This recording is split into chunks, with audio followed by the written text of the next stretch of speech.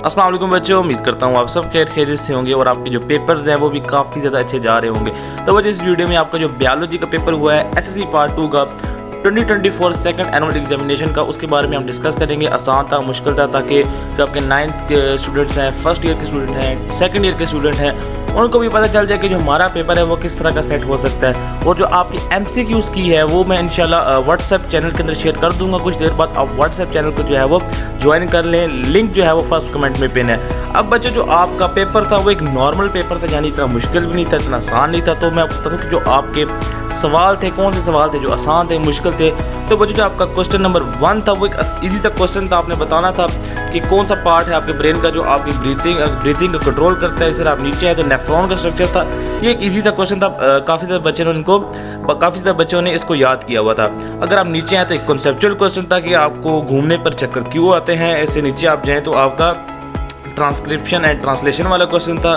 जैसे नीचे जाएँ तो ये एक थोड़ा सा कॉन्सेप्चुअल क्वेश्चन था जो आपकी डायग्राम थी। अब बच्चों देखिए, बायोलॉजी का मैं आपको बता दूं, अगर आपकी डायग्राम्स बहुत ज़्यादा कम आ रही हैं तो आप समझ लें कि जो आपका पेपर है वो मुश्किल नहीं है, क्योंकि डायग्राम ज़्यादा आती हैं, आपका टाइम ज़्यादा लगता है, वो वाला पेपर जो है वो आपका मुश्किल होता है। तो ये पेपर ऐसा जितना मुश्किल नहीं था।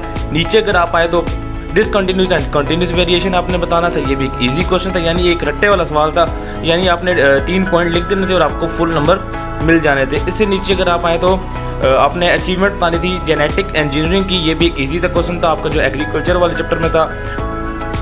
इससे नीचे आए तो आपका म्यूचुअलिज्म और कम्युनिज्म के बारे में एक सवाल था। ये जो है आपका इजी सा क्वेश्चन था, ये पहले भी एक दफ़ा रिपीट हो चुका है। और अगर आप नीचे आए तो ड्रग अब्यूज़ और क्रिमिनल एक्टिविटीज़ था।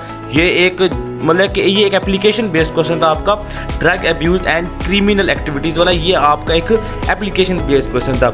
नीचे अगर आप आए तो सेरिबेलम और मोटर न्यूरॉन के बारे में क्वेश्चन था। और इससे नीचे आपका ये जो केमिस्ट्री में भी आपका ये क्वेश्चन रिपीट हो चुका है, ग्लोबल वार्मिंग वाला, यानी एक आसान क्वेश्चन था। तो आपके जो शॉर्ट थे बच्चों वो एक आसान शॉर्ट थे, यानी आपके 70% जो शॉर्ट थे वो इजी थे। 20 to 30% जो आपके शॉर्ट थे वो थोड़े से डिफिकल्ट थे। ऐसा जो आपके शॉर्ट थे वो इतने ज़्यादा डिफिकल्ट नहीं थे। इसी तरह बच्चों अगर आप आए तो आपका फंक्शंस थे, यानी ऑर्गन का फंक्शन के बारे में आपने बताना था। लंग्स के बारे में, लंग्स का जो फंक्शन था वो आपने बताना था। अगर आप नीचे आए तो आपका जो है आपने ह्यूमन स्केलेटन के जो कंपोनेंट्स थे उसके बारे में बताना था। ये एक इजी सा क्वेश्चन था। इस तरह बच्चों अगर आप नीचे देखते जाएं तो आपका जो क्वेश्चन पेपर था वो एक इजी सेट हुआ था। लॉन्ग भी आपके ऐसा मुश्किल नहीं थे, एक लॉन्ग जो आपका मुश्किल था।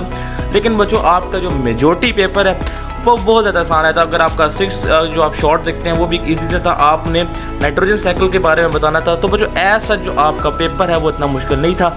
मैं तो इसको 80% से ज़्यादा आसान समझता हूँ। और अल्हम्दुलिल्लाह से बच्चों जो हमारा गेस्ट पेपर का रेशियो है वो भी काफ़ी ज़्यादा जो है वो अमेजिंग रहा है। तो ठीक है बच्चों, आपकी क्या राय है वो आप कमेंट सेक्शन में दे सकते हैं। मिलते हैं अगली वीडियो में, तब तक के लिए अल्लाह हाफिज़।